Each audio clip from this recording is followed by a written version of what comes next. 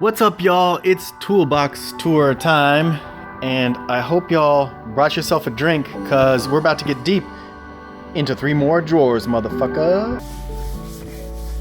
Alright, so excuse the mess, and I don't even think all my tools are in these drawers, but here we go. Top drawers, left side.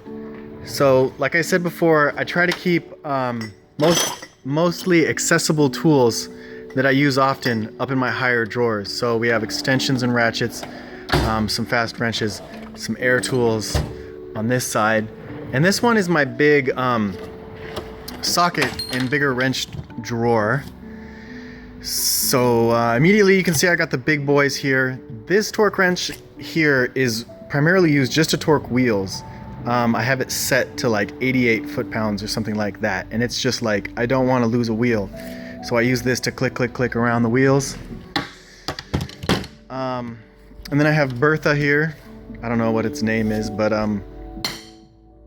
it's my large and in charge snap-on ratchet.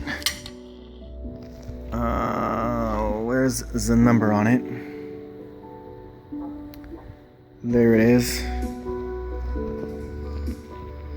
It's the SLF 936. And for comparison, there it is next to my 3/8 ratchet and my foot. And as you can see, it loves you long time. I use this quite often to just break large bolts loose, crank pulleys, suspension bolts, things like that by hand that I want to be careful with. Then I have my torque wrench. It's really dirty and nasty, and I'm sorry, I should respect it more. But this is for engine work mostly, when I'm doing cylinder head jobs and just things that need to be torqued to spec. I bust this guy out, and it's been really solid for me. I really should clean it. Oh my god. And bam, look at that. I think my torque wrench just went up a couple $100 in value with that. But yeah, batteries are good. I have it set to 64 foot-pounds. Zero it out. It does inch pounds and Newton meters as well. If we can get some love. Newton meters, foot-pounds, inch pounds, battery life.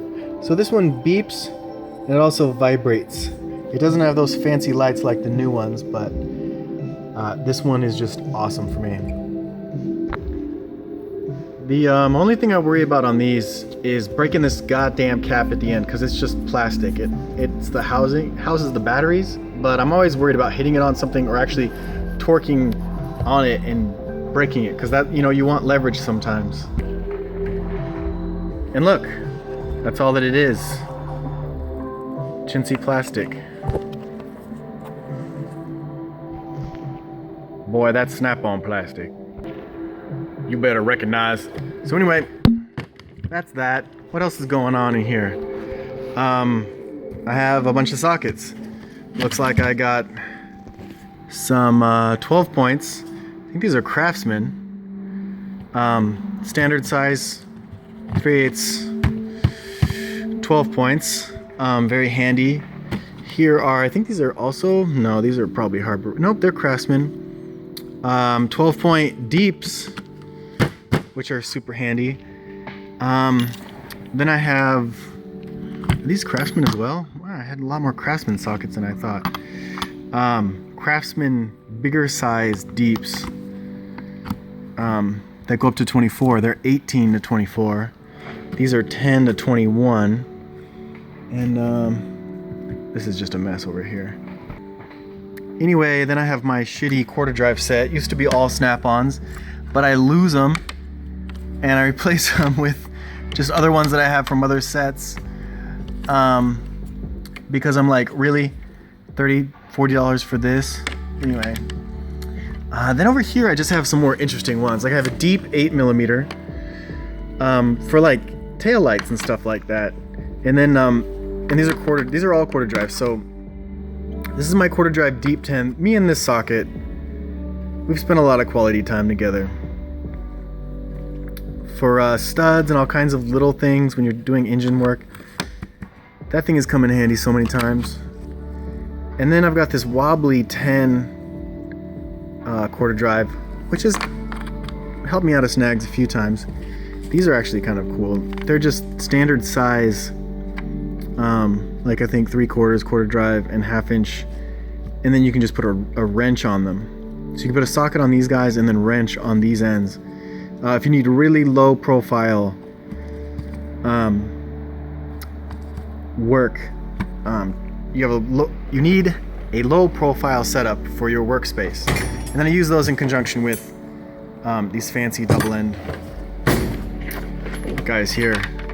What else do I got? I got a bunch of the bigger sockets, deep impact stuff, just random, you know, for wheels, for axle nuts, that kind of thing, and then for crank pulleys and whatnot. Here's my only standard socket set that's in this drawer anyway. And then I've got some crow's feet here. Don't know where I got those. I never use these anymore. I just haven't had to use them. I got them, I was like, oh my god, I need them, because some bolts are super hard to get out, but that was back when I was a rookie and I didn't know what the fuck I was doing. Now I use the wobbly extensions. I mean, I hardly ever use these anymore.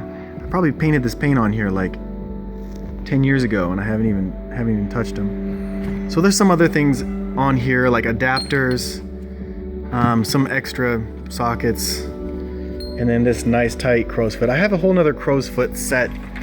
Like down in these drawers I have sets of sockets and stuff like that. This is a new one I just picked up. This is for suspension work, and there's ball joint fittings that a bolt goes through like this way. Okay, I can't explain it, but anyway, you stick this in there and you spread it by turning it to the side, and it helps you get out ball joints. Anyway, these here triple square, I believe is what they are for some of my European stuff, like Volkswagens and whatnot, doing axles, doing rear brakes, things like that. What else?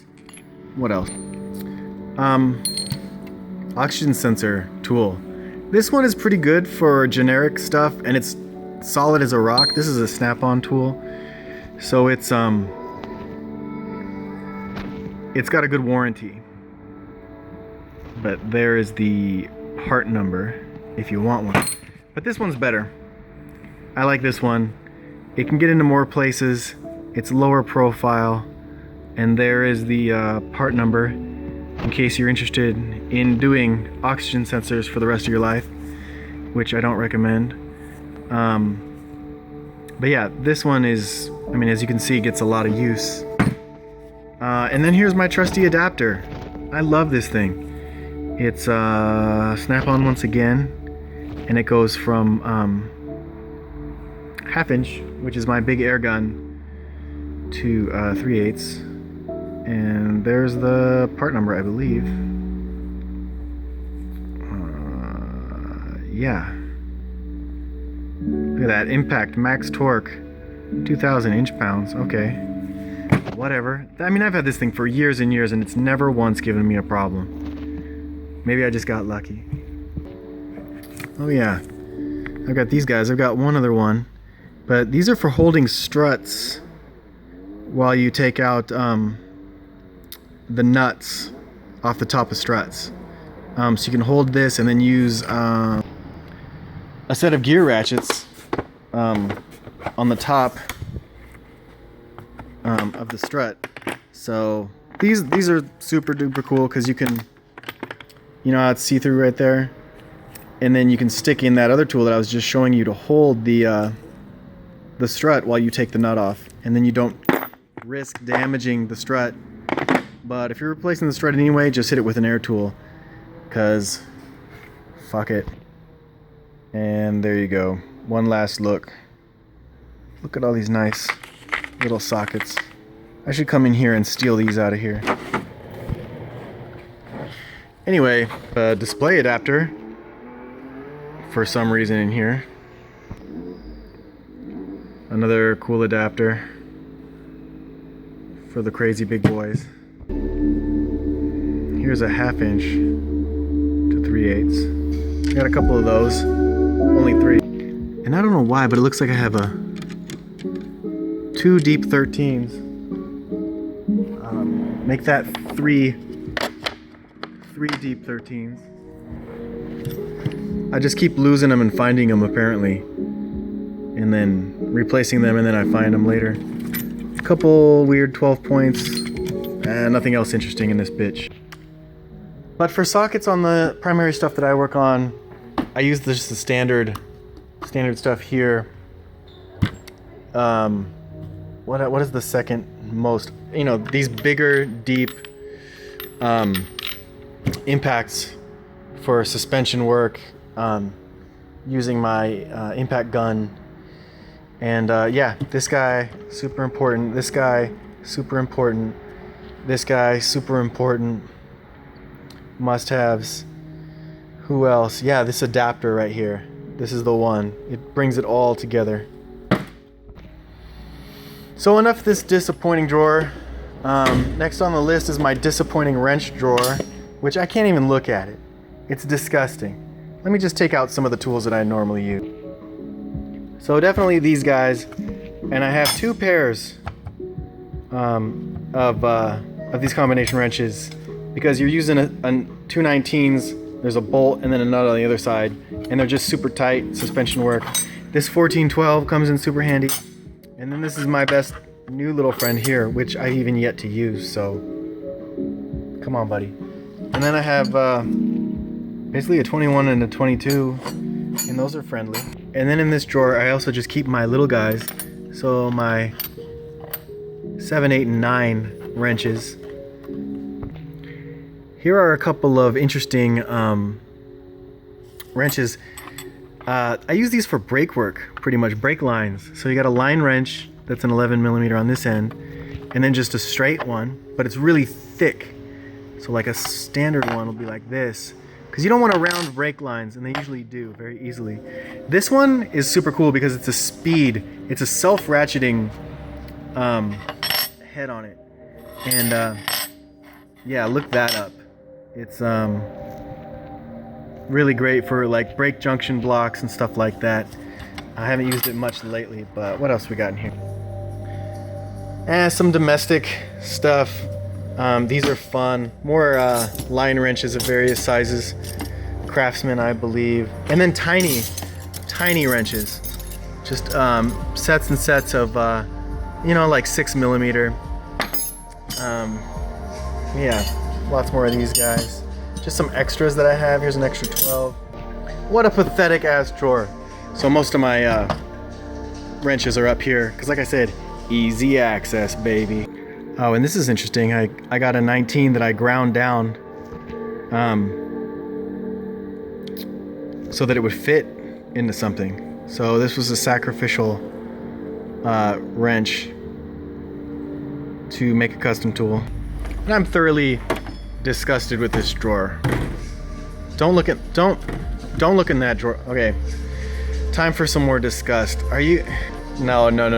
That's just too. What am I gonna do with this drawer? But no, seriously, this is kind of an important drawer. It's hand tools. But let me just get out the ones that I think are the most useful. So okay, much better than being in that disgusting drawer. I've got these tin snips that will just cut anything, like if I need to cut plastic or some sheet metal or something like that, or zip ties, even these will be awesome. Speaking of lesbians, these are dikes, and I got these replaced and they actually cut stuff now. So again, just to snap stuff off really quickly. But these are my long extended pliers here, and I use these all the time. Get a pair of these. You won't use any of the other ones that much anyway. So these guys are good for wiring. Really good for electrical work, because you've got the crimps here and also a cutting tool. So there's the part number for that. Snip. And then these, for just stripping wires when I'm doing fast, quick work, installing some component. These are super handy. These are the crimp tools for band clamps. These are my boys right here. This is my jam.